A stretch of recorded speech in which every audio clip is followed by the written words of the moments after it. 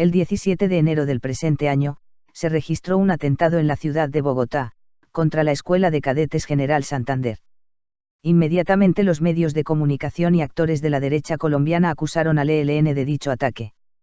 La percepción que se tuvo en las redes sociales es que dicho ataque provenía de la extrema derecha. Las razones que llevo a este análisis al menos tiene que ver con la premura con la que se anunció la autoría del ataque por parte del uribismo, el gobierno y los medios de comunicación de la derecha colombiana. Las incongruentes explicaciones que la institucionalidad dio del atentado, analizadas de manera magistral por diversos youtubers, y que aún al día de hoy no son claras. El clima de la coyuntura presente que colocaba al ELN en medio de una negociación con el gobierno colombiano.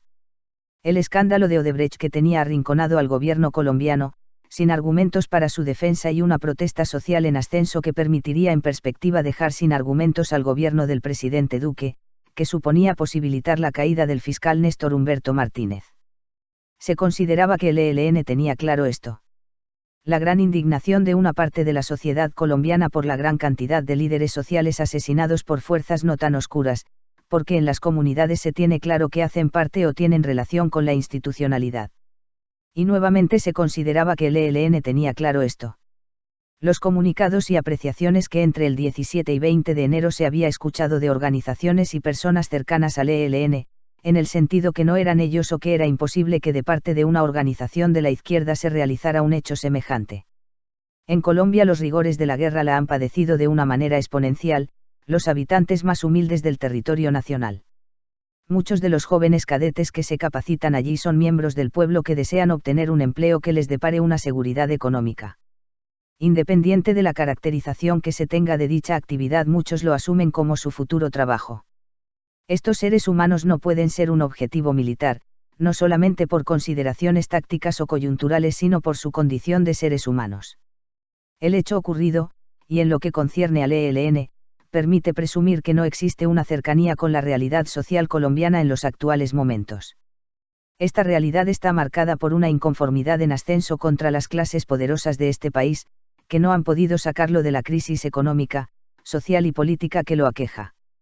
La mirada que la mayoría de los colombianos tiene, para aquellos que murieron en el atentado, es que son hijos del pueblo, que arrinconados por la miseria y falta de oportunidades, han tenido que ir a buscar trabajo allí. El atentado permite presumir que el ELN desconoce los conceptos, relativamente nuevos, de guerra de cuarta generación, unrestricted warfare.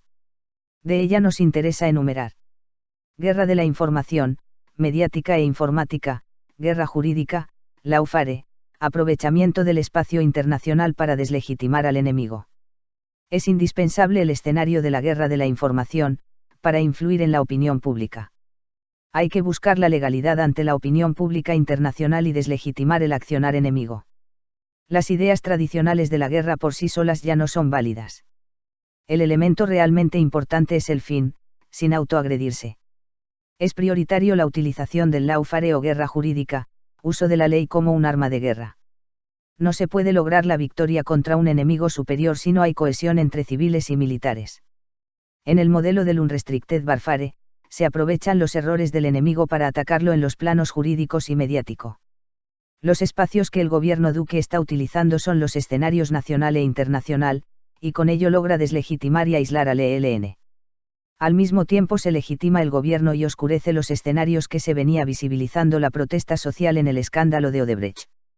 El ELN actuó dentro de un marco de comportamiento tradicional, que era el error que estaba esperando el gobierno, el cual está golpeando en lo mediático y en lo jurídico, lawfare. El ELN se dejó arrinconar y no tuvo el análisis suficiente para entender que un ataque de tales magnitudes era una autoagresión, hay que cumplir los fines sin autoagredirse. Quedan varias cosas claras y quedan un montón de preguntas. Queda claro que el atentado se lo adjudicó el ELN. Queda claro que dicho atentado favorece la ultraderecha colombiana. Queda claro que la argumentación mediática, el lawfare, y el aprovechamiento de los espacios nacionales e internacionales son terrenos favorables de guerra para la ultraderecha colombiana. De los grandes interrogantes que deja esta situación están: ¿por qué razón el ELN demoró tanto tiempo para la declaración pública reconociendo la autoría del atentado? El atentado fue el 17 de enero y el comunicado fue el 21 de enero. ¿Por qué razón el uribismo, el gobierno y los medios de comunicación de la derecha conocieron en tan poco tiempo detalles relevantes del atentado.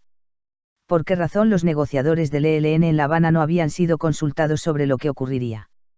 ¿Por qué razón entes importantes del ELN, en Colombia, desconocían y no imaginaban que la autoría del atentado era de dicha organización? E incluso antes del 21 habían sacado comunicados negándolo. Como hipótesis es permitido pensar que en mandos medios y altos del ELN existe un serio problema de infiltración de los organismos de inteligencia de la derecha. Y que en este sentido los círculos más cerrados del gobierno sabían del atentado. Además, da la sensación que el gobierno y el uribismo conocían más detalles del atentado que el mismo ELN. Según las primeras declaraciones de Pablo Beltrán, los negociadores no fueron consultados ni notificados del atentado. Ellos como miembros de una dirección asumieron la responsabilidad que les compete pero estaban desconectados del suceso. ¿Por qué razón esto, en un momento insípido de arranque de las negociaciones entre ELN y gobierno? Lo que hace presumir esta cantidad de interrogantes es una crisis interna dentro del ELN, marcada por la no actualización en la interpretación de la coyuntura y el desconocimiento de los distintos escenarios en que la derecha le está planteando sus batallas. Deja una incertidumbre demasiado grande respecto a los negociadores, los cuales quedaron como entes sin autoridad. Una desconexión marcada de las direcciones de frente, la dirección central y los negociadores. Una desazón en las bases más cercanas a las masas, las cuales aumentan sus críticas internas y quedan aisladas de la realidad. Y un clima de desconfianza en todos los sentidos que los coloca en un tremedal que oscurece el futuro.